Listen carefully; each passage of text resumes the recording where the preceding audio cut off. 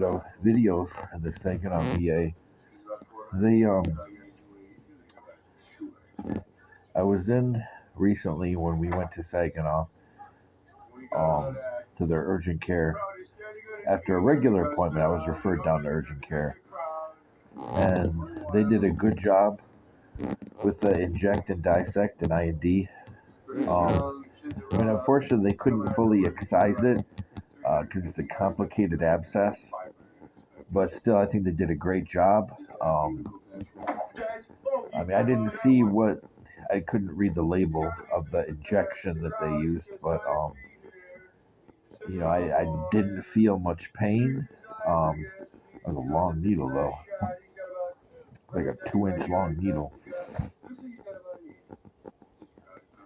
But I didn't see what they injected. Um, but they did the best they could. And they referred me for a workup because the abscess is complicated. It appears to be tunneled.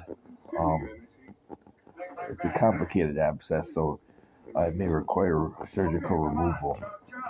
And I'm so sick of these and swollen lymph nodes. You get tired of them. In some ways, you learn to deal around it, because there's an opportunity for more grace. Ask for that second portion, the additional portion of spirit to survive a situation, so it can be a blessing. But also, you get tired of dealing with the nonsense, the wasted time. Um, and then sometimes you'll get a provider that will ignore them completely. They'll say, "Oh, it's just what's the most common thing I'm told? Oh, it's a swollen hair pore. What's a folliculitis?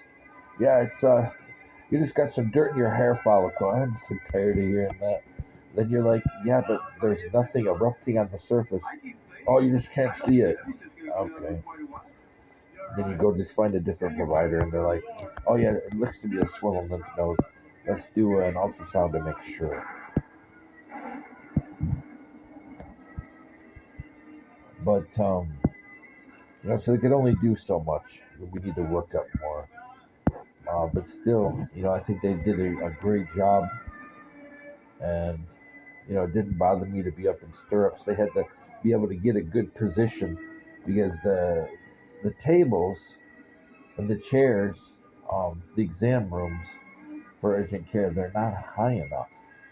And that's a fundamental flaw.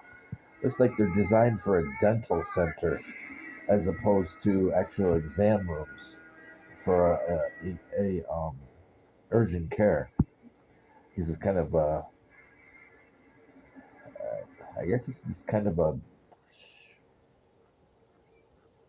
design flaw, I guess, of the VA.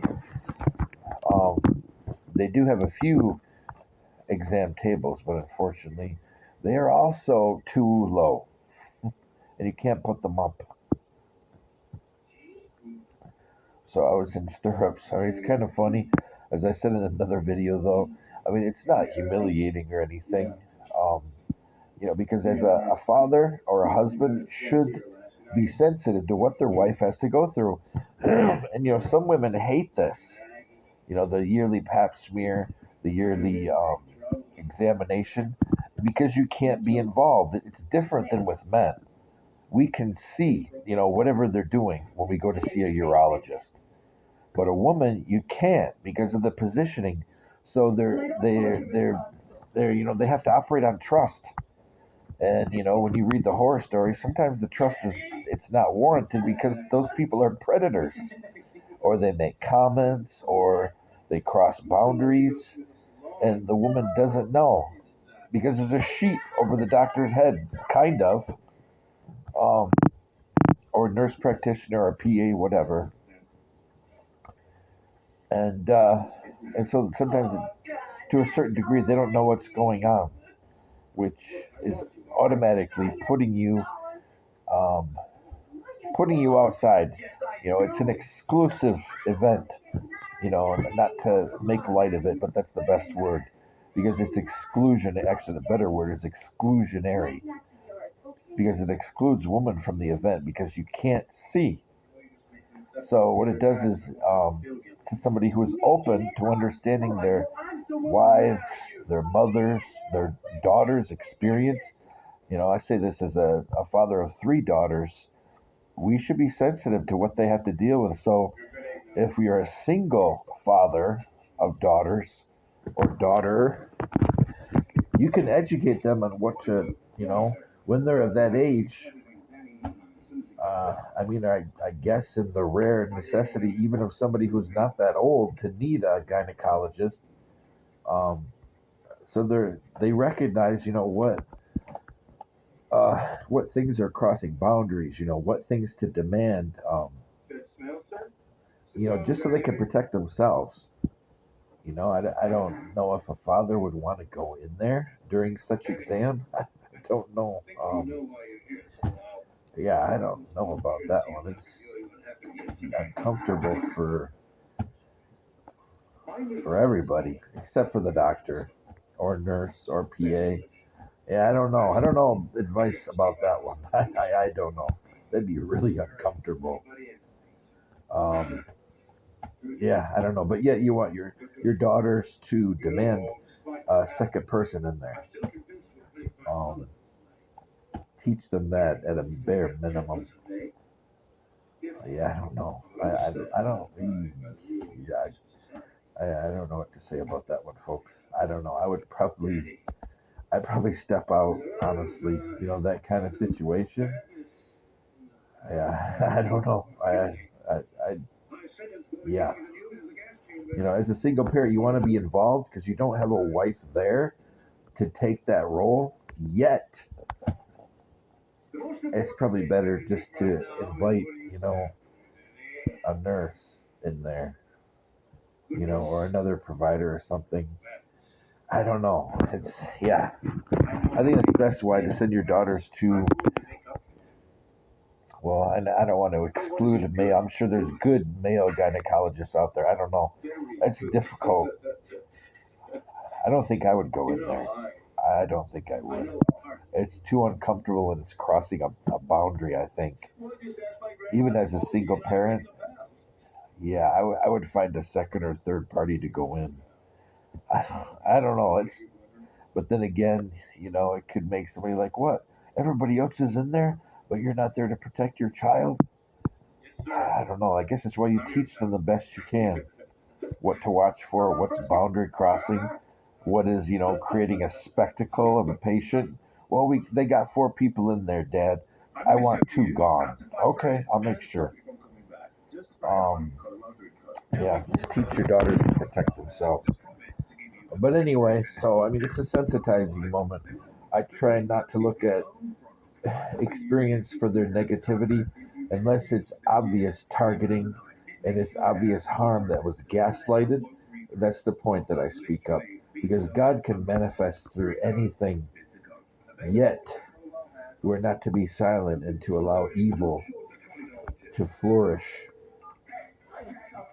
lest the people of God allow evil to violate God's promise to us, which would be us to follow these laws so there will be no evil with us in the land of promise, which can be applied outside of a literal translation to meaning where the people of God live, which is our community. Um, you know, Taking it out of the sits in Laban and applying it to a current context, outside of the land of Israel, outside of the Jewish people, to meaning the people that follow Jesus. The people grafted in, those righteous Gentiles that follow Jesus Christ. Then it would mean in our communities, Catholics, Orthodox, we can't be silent and allow evil to flourish because we follow the teachings that God gives us in Holy Scripture to purge evil from our midst, because it doesn't belong among us. So, anyway, without going to a diatribe about moral theology. The VA did a good job, you know, and I felt my rights were respected. They even, had a kind of a place where my daughter could sit because she went with me there out in the hallway. She could sit in the hallway and watch videos or whatever. Um, so they were sensitive to that. I don't just for a few minutes. I don't mind kids waiting in a waiting room as long as it's protected. And they have people around them, so if something goes amiss or somebody tries to grab them or say, "Hey, you have to come with me," they can bring attention on that person. But I don't like to do that for a long time. A few minutes is okay. So she hung out outside the door in the hallway while the doctor and the nurse were doing their all the things they had to do. And I mean, they did a good job. And I'm glad that she was cautious. She said it's very X-rated. She's like, and it looks like it's tunneled. This needs to be investigated more fully. Did a good job. And if I would have went back, they canceled me going back. If I would have went back, then they'd probably, had a chance to say, hey, your glucose is sky high, both urine and your blood plasma. Did you eat a lot of sugar? I would say no. I had a Chinese breakfast, which is eggs, some kind of meat, and garlic, chili garlic sauce with rice. No, I didn't have anything. I didn't even have coffee. Nothing with sugar. It shouldn't have been as high as it was. But they would have had a chance to tell me that. So I don't blame them, for that. It's just the situation. And the test probably didn't post until last night anyway, which the VA is not open.